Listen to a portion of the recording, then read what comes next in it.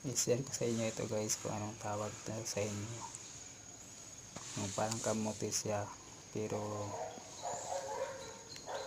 yung puno nito maraming tinik na matutulis, at saka pa yung laman ito mabunot.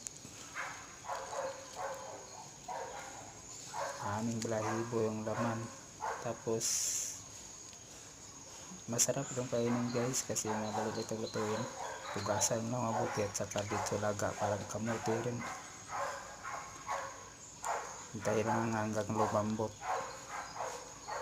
Masarap ito guys. Anong tawag to sa inyo guys?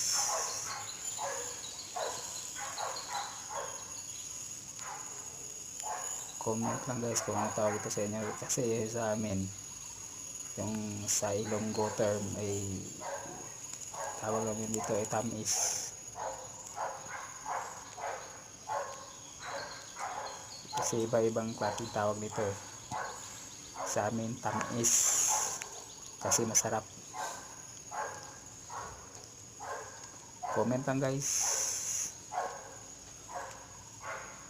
At maraming salamat sa iyong pagpanood.